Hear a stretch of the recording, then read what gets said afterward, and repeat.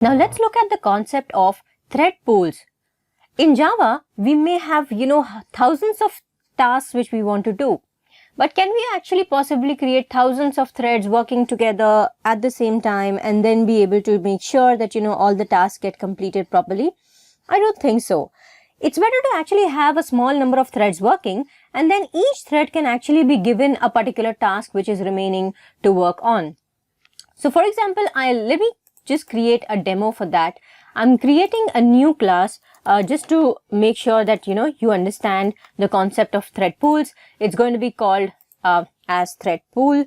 And now in this, I actually want to create another class which would be called as task. And this is actually going to implement the runnable interface just to make sure that we have a number of runnables tasks which we want to do.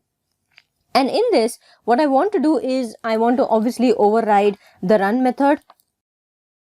Now in this, I actually want to just, display something, probably cause the thread to sleep for some time. Let's say for half a second. And then, I was just want to do a simple sysout. And in this, what I want to actually do is I actually want to get the current thread whichever is running this particular runnable, and I want to actually get the ID and the name of that particular thread. So we could use the current thread method like this, and we could get the ID or name or priority of the thread, whatever we are working with at this moment of time. This is something which is supposed to be surrounded by try and catch. So now this is the task which I want to do. Every time I have a runnable, I want to make it sleep for some time and then, print the thread which is running this particular runnable. Now, as I said, that there has to be a thread which runs runnables, just like, we need a vessel to actually cook vegetables on. So we really need a thread to run these runnables. Now, we may have, lots of runnables, lots of tasks which we want to do. So let's say in this thread pool, I have this main method, and in this, I create a runnable R1, and I create a new task.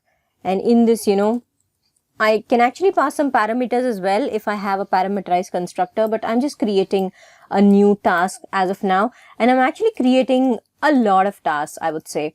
I have 2, 3, 4, 5, 6, 7 tasks running as of now. And we can actually have thousands of tasks, really.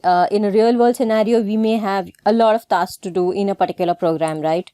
Now, instead of creating, 7 or 1,000 different threads, what I would make is I would make a thread pool. And to make that, I would use the executor service class of Java. I would create a pool of this, different threads which I want to use. And I would use executors dot new fixed thread pool. And in this, I'm actually going to share how many threads I really want to create at a particular time. And let's say I just want to create 2 threads at a particular time. And at any point of time, my Java program would only have 2 threads. That's it. This is what I want. I don't want 1,000 different threads. It could be 2, it could be 50 based on the requirement. But yeah, this is exactly what you would want to do. And you import this from the Java util concurrent package, and you have this thread pool now. Now what you can do is you can actually pass these different runnables in any thread which is available from this pool. So right now we do not have any thread working, and let's pass the runnable using the execute method. So I would do pool.execute and pass the runnable R1, and then the thread which is available from the pool would execute runnable 1, and then I would keep doing that for all the runnables. So I have for runnable 2, 3, 4, 5, 6, and 7. I have, from my thread pool, any thread available, please take up this runnable and run it. This is what I want to do from here. And then finally, once I'm done with this entire thing, what I would want to do is just shut down this entire pool. So this is what I want to do.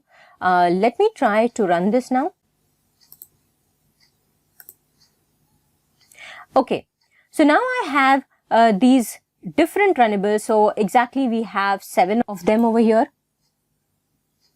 The first one is actually being run by the thread with ID 14. Then we have another thread with ID 15. And then you see that we only have 2 threads with ID 14 and 15. And what name we have is, the name is pool 1 thread 1 or pool 1 thread 2. That's it. So we have one pool, which is pool over here, and we have 2 threads. Let's say, for example, I actually used 3 threads instead of, only 2. Now you can see I have, 14, 15, 16, 3 different IDs, thread 1, thread 2, thread 3, 3 different threads in pool 1, which is, a single pool which I have created of threads over here. So now whenever any thread is available, that thread is actually going to do that particular task for me. And now let's me actually create a constructor over here.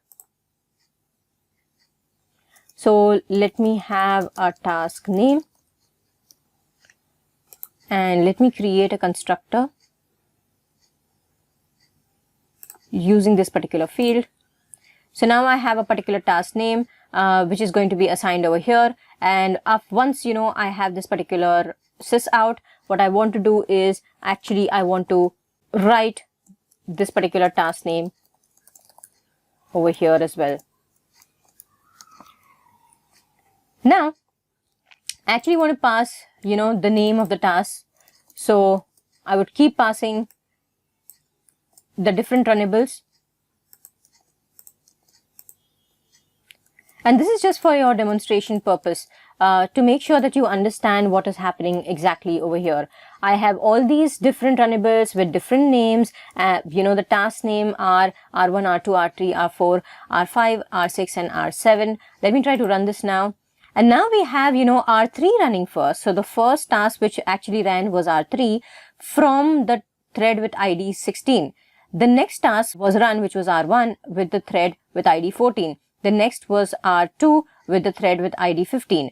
Now the thread with ID 16 actually ran the task R3 and now is available for running the task R4. And this is how we could actually use the threads in the pool to actually execute different tasks with different names and different things which we want to do based on whichever thread is available in our pool as of now.